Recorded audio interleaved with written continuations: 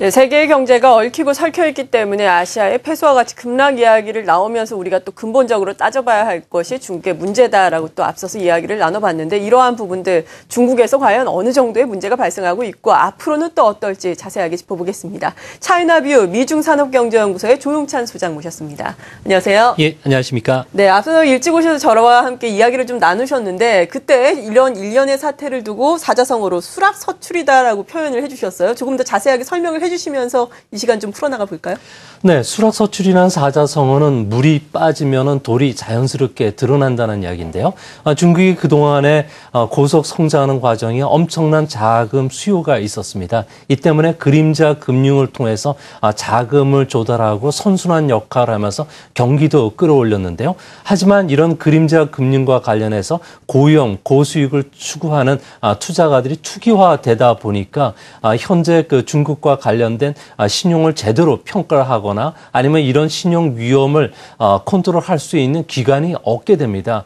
또한 이 자금을 가지고 운영해야 되는 그 기업들 같은 경우는 분식 회계라든지 아주 다양한 투자 상품에 투자하지만 위험 관리가 제대로 돼 있지를 못하다 보니까 현재와 같은 위험 문제가 지금 계속 두드러지게 되는데요. 앞으로 중국과 관련된 그림자 금융 문제는 올해 최대 중국 그 경제의 화두가 될 가능성이 높기 때문에 이 문제를 중점적으로 쳐다보실 필요가 있지 않나 생각이 됩니다. 네, 물이 빠지니까 여러 가지 문제점들이 드러나게 된다라고 말씀해 주셨는데 지금 말씀해 주신 특히나 그림자 금융 문제, 이 상품과 관련해서 또 디폴트에 대한 우려가 나오고 있잖아요. 디폴트까지 실제로 가게 될까요? 어떻게 전망하세요? 네, 결론적으로 말씀드려서 디폴트까지는 가지 않을 것으로 보여집니다. 네. 이번 그림자 금융 문제와 관련해서는 중국 내 신탁 상품인 그 산시성의 점프 넝유엔이라고 하는 석탄 회사가 있는데요.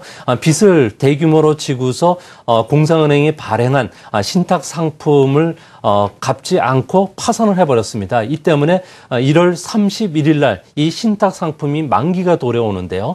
이것을 공상은행이 그동안에 지급을 거절한다는 의견을 표시했지만 앞으로 국유 그 기업들뿐만 아니라 지방정부의 부실채권 문제로 확대될 가능성이 있기 때문에 아무래도 중국 정부는 적극적으로 막으려 들어갈 가능성이 높습니다. 그림을 보시면서 말씀드리도록 하겠습니다. 네. 중국의 신규 신탁 대출 상품이 지금 문제화되고 있는데요. 최근 2, 3년 사이에 급속도로 그 신탁 대출 상품이 증가를 해왔습니다. 이 상품 중에 위탁 그 대출이라든지 그다음에 신탁 대출 같은 경우는 규모가 2,000조 원에 달할 정도로 엄청난 규모로 지금 커져 있는데요. 중국 정부 입장에서는 금리 자유화를 앞두고서 금융기관도 파산할 수 있다. 그리고 비정부 신탁 상품에 대해서 보증을 할 수 없는 만큼 앞으로는 산시성이 지방정부가 이번에 그 대출 신탁 상품에 대해서 50%를 책임지는 방안, 그리고 중성신탁이라든지 공상은행이 각각 25%씩 책임지는 안들을 떠올리고 있기 때문에 아마 디폴트까지는 가지는 않을 것으로 보여집니다. 네, 그런데 앞서서 설명을 해주신 차트를 보니까 정말 급격하게 늘어났는데 이 그림자 금융에서 차지하는 비중도 상당히 높을 것 같고 어떤 상품이길래 구체적으로 이렇게 디폴트 이야기까지 나오고 있고 파급력이 강할 것으로 예상이 되는 건가요? 네, 중국에서는 그림자 금융이 GDP에서 50에서 70% 정도 될 거로 보고 있는데요. GDP의 70%면 규모가 7천조 원이나 되는 엄청난 규모입니다. 주로 은행 인수 어음이라든지 위탁, 신탁 대출 그리고 민간 대출까지 다양한 이재 상품이 있는데요. 이번에 문제가 되는 것은 신탁 상품은 금리가 높고요. 은행 창구를 통해서 판매가 되면서 부유층들이 그 선호를 했다 그럽니다. 그림을 보시면요. 이런 그 그림자 금융을 통한 그 자금 흐름을 자세히 나오는 도표인데요. 투자가들로 하여금 자산을 신탁회사가 모으는 방법이 두 가지가 있습니다.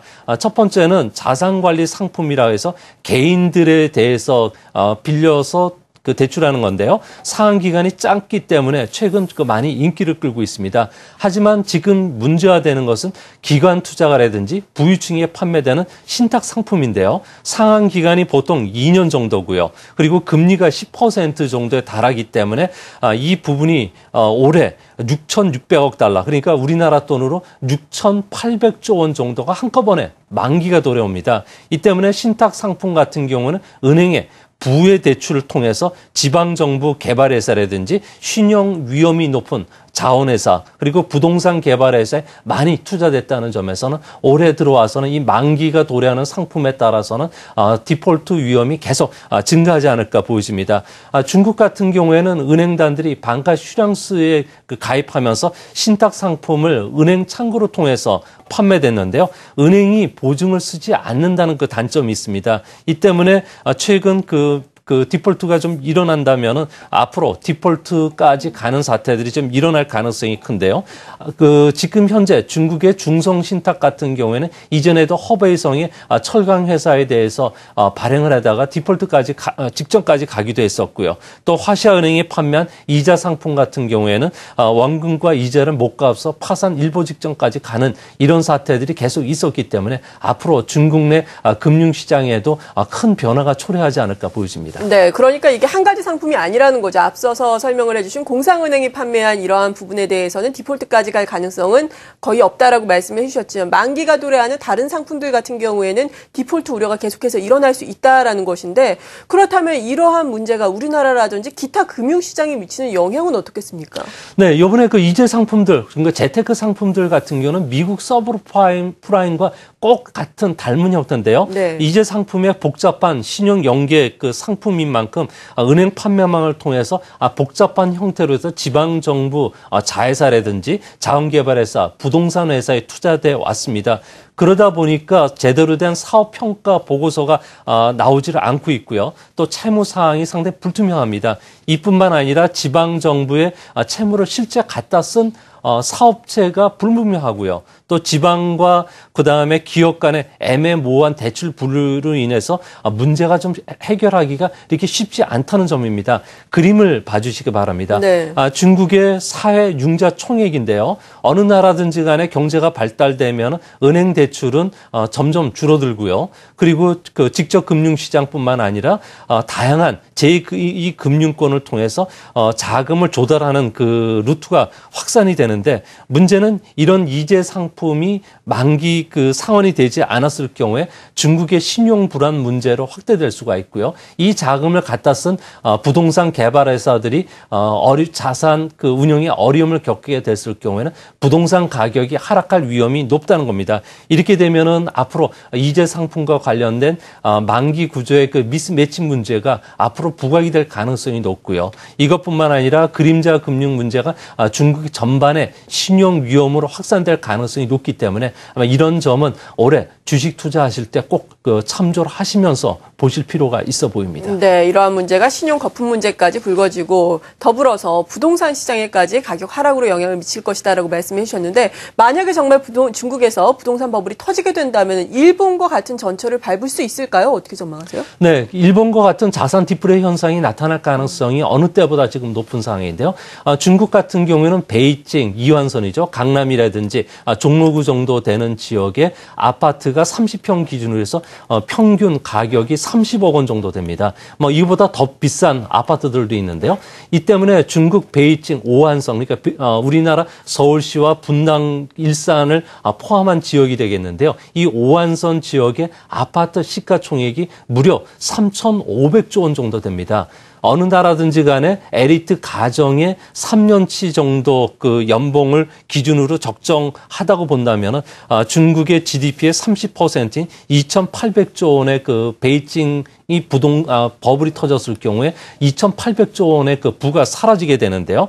중국에는 현재 빈집이 6,540만 채에 달한다 그럽니다. 이 때문에 전국 공실률이 30%에 달하는 수준이기 때문에 부동산 버블이 터졌을 경우에 중국 경제에 커다란 위험을 주는데요. 그림을 보시면요. 네. 중국의 신규 주택 가격 지수입니다. 현재 상당히 높은 수준까지 올라와 있고요. 리먼 쇼크 당시 수준까지 올라와 있습니다. 특히 중국의 가계 자산이 차지하는 비중의 그 부동산이 65%인 점을 가름하면 가격이 10%만 하락하더라도 소비라든지 생산 같은 경우에는 시차를 두고서 3에서 4%포인트 떨어지게 되고요. 투자도 무려 시차를 두고서 5%포인트까지 하락할 것으로 보여집니다.